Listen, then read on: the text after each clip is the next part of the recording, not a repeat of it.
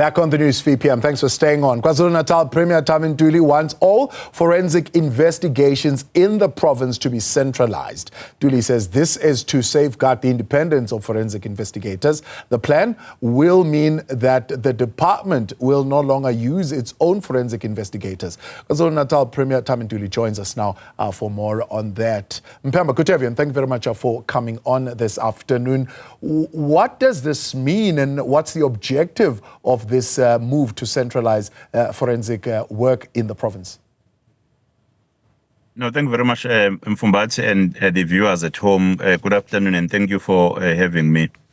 Well, as the provincial government of KwaZulu-Natal, Office of the Premier, we value the work of the Forensic Investigation Unit in a manner that it assists us to fight corruption in government, to ensure that every member of the management and the officials are behaving according to the correct ethics. Hence, we already have the unit hosted in the Office of the Premier, and we were emphasizing that for the government departments, it's important that the function remains in the Office of the Premier, so as to ensure the independence when investigations are actually taking place. Already there is progress.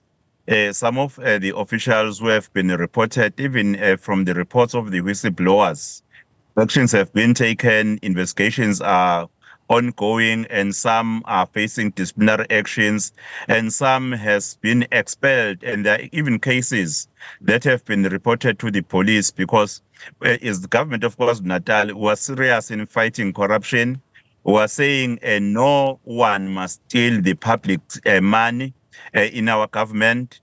Hence, for any ill behavior, we take it head on. Yeah. Well, others might look at this as an uncommon practice. For example, if you see in other provinces, each department would have the autonomy of appointing, for example, independent forensic investigators should there be matters of corruption arising. Saying this, of course, is to ensure that for the Office of the Premier does not then have this power where you can easily, manipulate outcomes of results of particular individual departments, depending on whether or not there is tension between yourself and the leader in that particular department. Well, the Office of the Premier has a role to ensure that priority number 3 of developing a capable, ethical, and environmental state is actually achieved in the province of KwaZulu-Natal. Hence, having the forensic unit in the Office of the Premier ensures that there is independence, and it ensures that we put it as a matter of priority to fight corruption as the government of KwaZulu-Natal or as the Office of the Premier. Recall that some of the decisions we made when we came into office, such as taking the Department of Community Safety and Liaising into the Office of the Premier, was because we identified that as a problem which is major in our province, the issue of crime, gender-based violence, and other ills. Hence, then we said, we want to play a pivotal role, a priority leading from the front, and also in fighting corruption. We want to lead from the front, and they can't be such of victimizing whoever, because people who are in other government departments, in fact, will have no conflict of interest ourselves as an office in any investigation. But it does not only have a responsibility over the departments, also even in the Office of the Premier itself. But we also outsource on cases where we see that there are some IT investigations to take place. There are other, the extent or the magnitude of the investigation warrants that we outsource. We also do so. But the implementation then, we investigate, we provide a report to the department, then we say, department, conduct your disciplinary action, here is a report. We want a report after the process as to how far you have implemented the report. So it can't victimize anyone. It cannot, in fact, victimize anyone, but it assists us as the government of KwaZulu-Natal to ensure that we fight corruption as the Office of the Premier under an environment that is not favorable to any ill-behaving officials. Yeah. I suppose the proof of the pudding is in the eating, as they put it. The question would be then, how are you going to constitute those forensic teams? Who will appoint those forensic teams? I mean, a premier who your office itself would need to be at some point investigated. I mean, with a budget of 817 million, if anything happens, you would need a forensic team that will need to investigate that. So you can't have a forensic team that is in your office investigating the work that you're doing. Already, Mfumbati, there is full-time officials from the DDG, the Deputy Director General, from the Chief Director, the directors, and Deputy Directors. The unit is already fully fledged. It's already there in the office. You see, when we feel that the nature of an investigation that we need to take place, there could be a conflict of interest. That is wherein we also say, let us outsource the services to get an independent away from government. There are cases that we have approached them in that way, but the importance of the budget that we're tabling was a budget which has to make it a point that in the province of KwaZulu-Natal, we fight corruption head-on. What justifies the 44.9 million that you are providing, or at least allocating, in this financial year for this unit? You see, Mfumbati, already we assist with many investigations that are taking place, and there are even some litigants who litigate when disciplinary actions are actually taken or when we are investigating.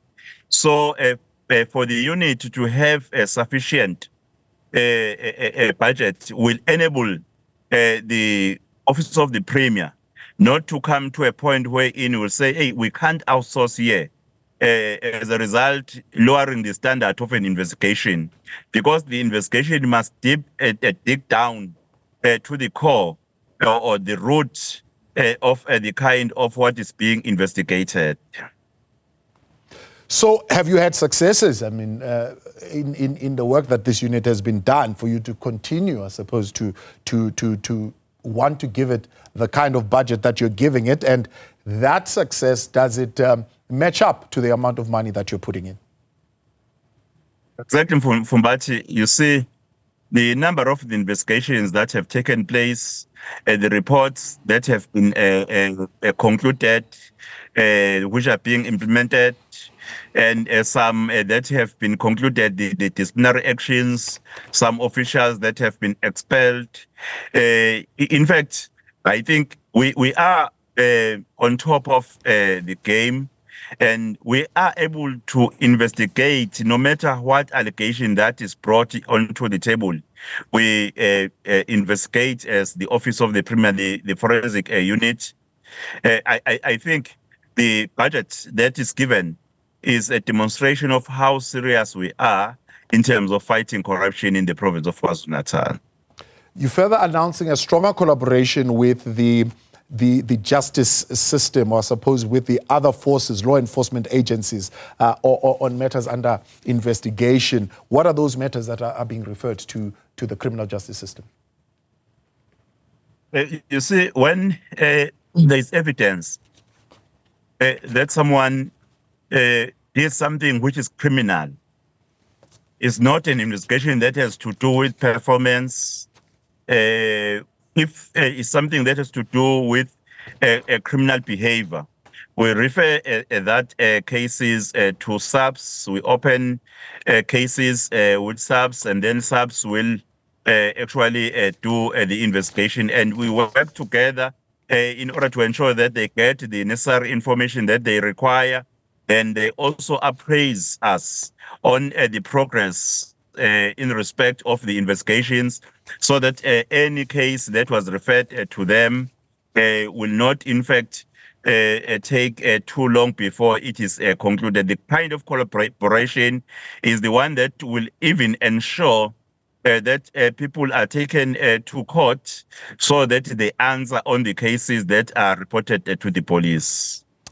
Premier, while we have you here, put on the other hat very quickly, and let's just talk about some of the work that you are doing, particularly with those families in Umlazi who've been affected by mudslides.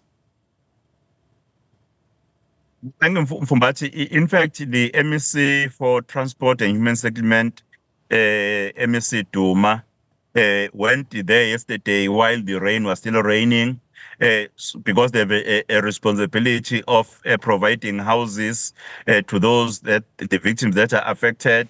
And today, the MEC for Kokta, as a coordinator for the disaster, is also there in Umlazi again to ensure that support such as foods or other immediate relief is afforded to the families. As I've seen them saying they need the basic things for life.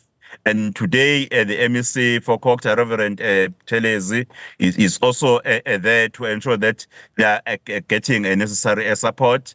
But at the end of the day, he will be putting together the final report to the extent of the damage, so that also myself, I will identify maybe a different role to play from what they've played, as we are working as a team, including the eThekwini Metro, to ensure that we support the victims. But I think, Mfumbati, the problem of the climate change in KwaZulu-Natal is a reality, and we'll be hosting the climate change a seminar in this month, so that we look at the long-term and the medium-term plans to ensure that we do not have people who lose their lives. We start programs that will make people aware, right, and of the expected reaction to climate change. Appreciate your time, Premier. Thank you very much for coming on. That's Thami Ntuli there. Thank you very much, Mfumbati. KwaZulu-Natal. All right.